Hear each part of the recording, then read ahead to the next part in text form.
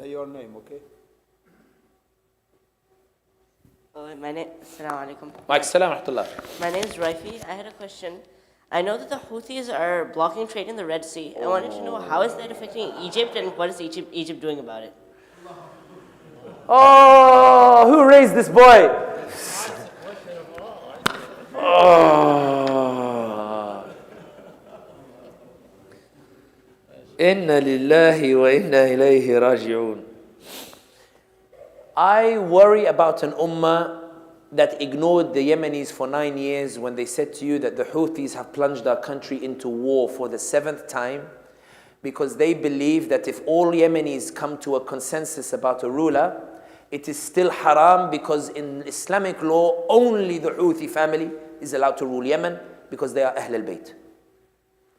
I worry about an ummah where the Iraqis called out for 15 years to say we're being massacred by pro-Iran militias who are unfurling banners that say we're taking revenge for Hussein, as if somehow they're the ones who killed al-Hussein. Even though, you know, when you read the history, I'm just saying, for those interested in doing history, if you read Ali ibn Abi Talib's Nahj al-Balagha, radiallahu anhu, Ali ibn Abi Talib says something about those who claim to love him that condemns them. He says to them, Wallahi, I wish I had never met you. He said, I tell you, march with me in the day, you march with me in the summer, you tell me it's too hot. I tell you, march with me in the winter, you tell me it's too cold. Wallahi, if Muawiyah were to give me one of his men for 10 of you, I would gladly trade. The reason his son Al-Hasan radiallahu anhu abdicated to Muawiyah is because when Al-Hasan marched out with his army to fight Muawiyah, he heard these people who claimed to love him, he heard them behind him starting to curse Sahaba and bickering between themselves.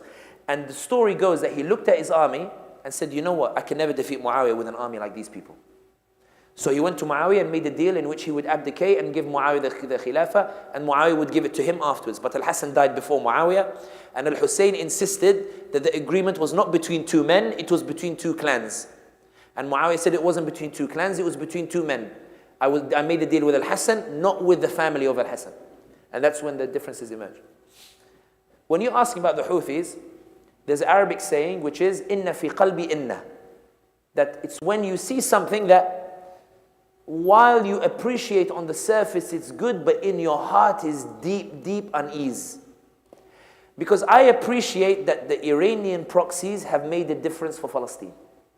I appreciate that they've put pressure on Israel. I appreciate that when the Palestinians were abandoned, they at least did something. I understand and I respect when the Houthis say that if you claim we're doing this for show, then why don't you put on a show as well? I appreciate when a BBC presenter in Arabic speaks with the passion as if she's a Zionist, where she says, why are you getting involved in Palestine? You're so far from Palestine.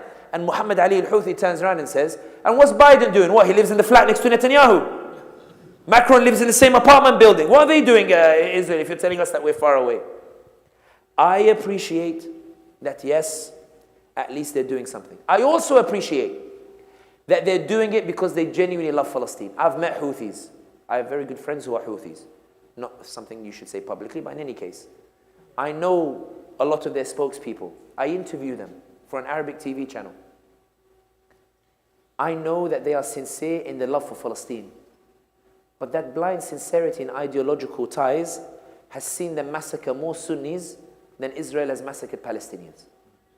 When Qasem Soleimani, the Iranian general who was killed by Trump in 2019, when they were in Syria, he used to add a clause to the ceasefire agreements, whereby he would agree to a ceasefire in certain areas, but on the condition that Sunnis would be loaded onto buses and sent to the north, and Shia from the north be brought to the south, because he wanted to create a Shia bridge from Tehran all the way to Lebanon. I have been following Houthis since 2000 and whatever. I don't know what to make of a people who kill their own but stand up for Palestine. And I don't know what to make of it. I remember there was a meme, a funny meme, when ISIS were in Iraq. Not that ISIS were funny, but I'm saying there's a funny meme. It was, they showed a group of ISIS fighters and they said, we are in Iraq, but our eyes are on Al-Aqsa. And they brought the Egyptian comedian Adil Imam a picture of him, like to say what the Iraqis were thinking. They were like, guys, you've caused us so much headache. Why don't you go to Al-Aqsa and leave your eyes on Iraq? You know, like, just go, just go, like, you know. And part of me, and I know this sounds bad to say, part of me feels that it might be better if the Houthis and stop killing Yemenis and the Iraqi militias stop killing the Iraqis. I would prefer that they do nothing for Palestine and they stop killing the Sunnis, so that we in the Sunnah world can focus on helping Palestine. Because I promise you, and this is going to make me very sick to say, like my stomach hurts saying it. When the Saudis say that Iran is a greater threat to Saudi than Israel, politically they are absolutely correct. Name me one issue where Israel is a direct threat to Saudi Arabia. You can't name anyone. Now look at Iranian militias surrounding Saudi Arabia from the north to the east to the south.